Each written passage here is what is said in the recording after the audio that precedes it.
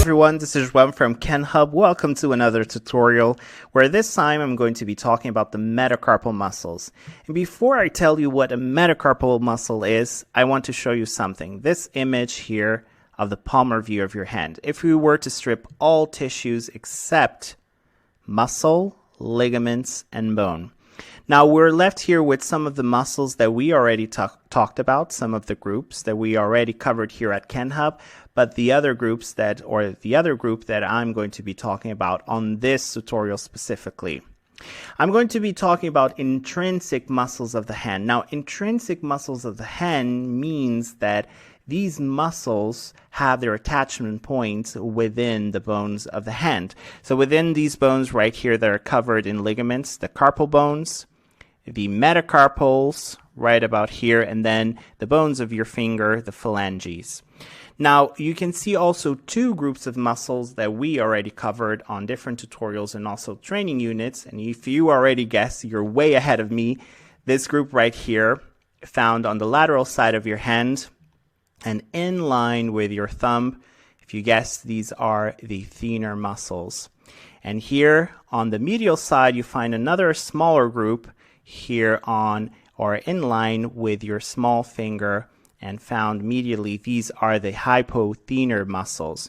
Now we're going to talk about another group of intrinsic muscles of the hand known as the metacarpal muscles, because these muscles have their attachment points on either the metacarpals or their bellies are running alongside with these bones. Mainly, that's why we call them metacarpal muscles.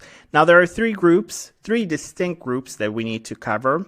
And then within these groups, of course, there are smaller muscles that we need to distinguish and of course talk about their origins, insertions, and innervation. That's what we're going to do here on this tutorial. Now the first group that we're going to look at is known as the palmar interossei. Second group of metacarpal muscles are known as the dorsal interossei. And the final group that we're going to look at is known as the lumbricals. So three groups of muscles that belong to a larger group known as the metacarpal muscles. Let's start off with the very first group here on our list, the palmar interossei muscles. And these are seen here highlighted in green on both of these images.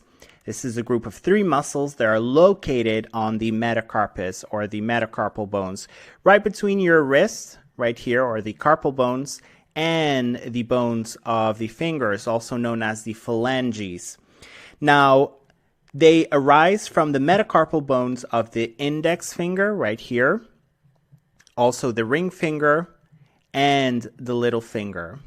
We're going to look now at each individual palmar interosseous muscle, and more specifically talking about their origin points. And we're going to start, like I promised, with the first palmar interosseous muscle, seen here highlighted in green.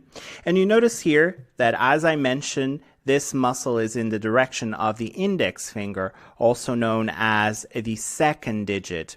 Now, of course, we call it second or first, second, third, fourth, and fifth digits, so we can locate ourselves, and we can call this metacarpal bone right here the second metacarpal bone, which will serve as a origin point, more specifically on the ulnar side of the second metacarpal bone. This is where the first palmar interosseous muscle will originate from. Now let's look at the second palmar interosseous muscle, seen here also highlighted in green, and as I mentioned before, this muscle is found on the ring finger or the fourth finger. And of course, this is the fourth metacarpal. And on the radial side of the fourth metacarpal, we're going to see the origin point of the second palmar interosseous muscle. Moving on to the last palmar interosseous muscle, the third palmar interosseous muscle, seen also here highlighted in green. Notice that it's originating from the fifth metacarpal bone, more specifically on the radial side of the fifth metacarpal bone.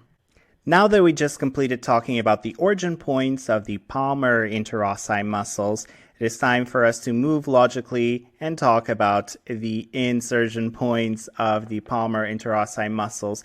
And we're going to start off with the same order as before, as the first palmar interosseous muscle, seen here highlighted in green. And you can see here one insertion point right about here. But I need to remember that all three palmar interossei muscles will have two insertion points.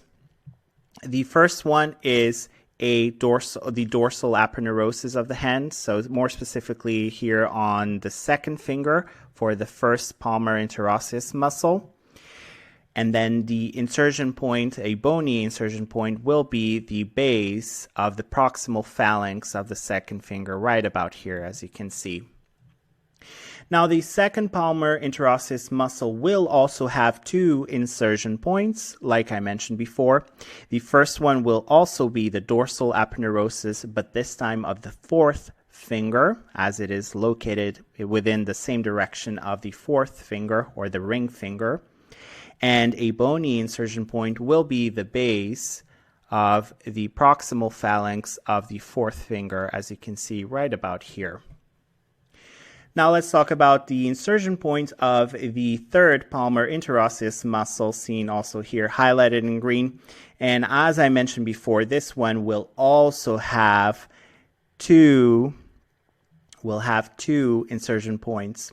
One is as well the dorsal aponeurosis of the fifth finger, and the other one also the base of the proximal phalanx, but this time of the fifth finger right about here. Now that we covered the origin points, the insertion points, it makes sense to move on and talk about the innervation of the palmar interossei muscles. And as you see here, all three palmar interossei will have a nerve supply coming from the deep branch of the ulnar nerve, CATH1. Now, I want to add something, an important note here, that for you never to forget that your middle finger and the thumb do not have their own palmar interossei, as you can see here. Thumb and middle finger are free of any palmar interossei. So this is it for the palmar interossei muscles. It is time for us to move to the second group of muscles on our list, the dorsal interossei muscles, seen here highlighted in green on both of these images. Now, the dorsal interossei muscles are four short muscles of the metacarpus, as you can see here. So 1, 2, 3, and 4. The first one right here is the largest and strongest among the four dorsal interossei, and you can easily feel it on your hand and feel it between the web, between the thumb and the index finger. Nevertheless, it is possible to palpate the remaining three between the metacarpal bones and the tendon of the extensor digitorum muscle. Now, like we did with the palmar interossei muscles, I want to talk about the origin points for the dorsal interossei, and I'm going to do in the same manner as I did with the other muscles, starting off with the first dorsal interosseous, the strongest of them all. And this one is originating from two metacarpal bones. So the first metacarpal bone right about here, and the second metacarpal bone right about here. So two origin points found on the metacarpal bones for this first dorsal interosseous muscle. And this is a pattern that you will see as well for the other three. And let's see for the second dorsal interosseous, you can see that it is originating from the second metacarpal bone as well as the third metacarpal bone. The third dorsal interosseous muscle will follow as well the same pattern, originating from the third metacarpal as well as the fourth metacarpal. And so on for the fourth dorsal interosseous muscle that will originate from the fourth metacarpal bone and the fifth metacarpal bone. We just talked about the origin points for the dorsal interossei muscles. It is time for us to move on and talk about then the insertion points of the dorsal interossei, starting off with the first dorsal interosseous muscle, which will have two insertion points. One is the dorsal aponeurosis of the second finger, and the second proximal phalanx on the radial side of the index finger, as you can see here. So this is the bony insertion point for the first dorsal interosseous muscle. But as you can see, and as we saw for the palmar interossei muscles, the dorsal interossei will also insert on the dorsal aponeurosis. Now let's look at the insertion point for the second dorsal interosseous muscle, and this will also have an insertion point on the dorsal aponeurosis, but this time of the third finger, and another insertion point or a bony insertion point that you can find right about here on the third proximal phalanx on the radial side.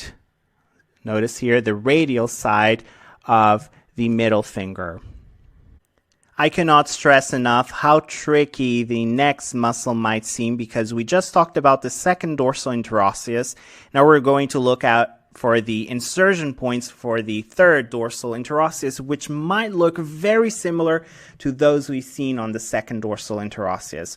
So we start off with the dorsal aponeurosis for the third finger, where the third dorsal interosseous will be inserting on, and also the third proximal phalanx. As you can see here, this bony point will serve as attachment point for the third dorsal interosseous muscle. The only difference from this muscle here, the second dorsal interosseous muscle, is that this time the third dorsal interosseous will be inserting on the ulnar side. Very important, and write this down for your text so you won't make a mistake here. This is the major difference on the insertion. When you write down, you have to make sure that you tell your teacher that this is inserting on the ulnar side of the third proximal phalanx. We're going to move on to the fourth dorsal interosseous muscle. The insertion point for this muscle here is also a dorsal aponeurosis of the fourth finger this time. And the bony point will be the fourth proximal phalanx right about here, as you can see. So on the ulnar side of the ring finger. And it wouldn't be fair to conclude the dorsal interossei without talking about their innervation. And all you need to know is that the four muscles, the four dorsal interossi, are supplied by none other than the deep branch of the ulnar nerve. With that in mind, we're going to move on to the last topic on our list, the last group of muscles, the lumbricals, seen here highlighted in green. These are four muscles, four short hand muscles that are located in the metacarpus deep to the palmar fascia. And as the name indicates, lumbricals means lumbricidae in Latin, or earthworm, because the muscles are so small and they do resemble somehow to an earthworm, and that's why anatomists associated the two things. Now that we're done covering a little bit of muscle trivia, it is time for us to go and talk about the origin points of the lumbricals. And one important feature that I need to mention about these muscles is that they originate from tendons instead of bony structures, as we've seen in most of the muscles that we learn in school, making their origin surfaces quite movable. Usually, they arise from the radial side of the tendons of the flexor digitorum profundus, as you can see here. So this is the tendon of the flexor digitorum profundus, which will split into four and will serve as origin points for the lumbricals. And in addition, the third and fourth lumbrical muscles have a second head attached to the ulnar side of the adjacent tendon. Let's move on and talk about now the insertion points for the lumbricals. And we're going to cover them separately, as we did for the others. So the first lumbrical is inserting on the dorsal aponeurosis of the second finger, or the index finger. The second lumbrical, as you see here, is inserting on the dorsal aponeurosis of the third finger or the middle finger. Notice here that this may seem that the muscles are in fact attaching to a bony point, but it should be mentioned here that the dorsal aponeurosis of the hand is what is actually serving as an insertion point for these muscles, the lumbricals. Let's move on to the third lumbrical, and as you see here, the insertion point will be the dorsal aponeurosis of the fourth finger or the ring finger. The fourth lumbrical will have as an insertion point the dorsal aponeurosis of the fifth finger or your little finger. In terms of innervation of the lumbricals, things change a little bit because on the previous muscle groups we've seen that there is only one innervation for all muscles, but here we have to split the lumbricals. So the lumbricals, the first and second lumbricals, will be supplied by the medium nerve, while the third and fourth lumbricals will be supplied by the ulnar nerve.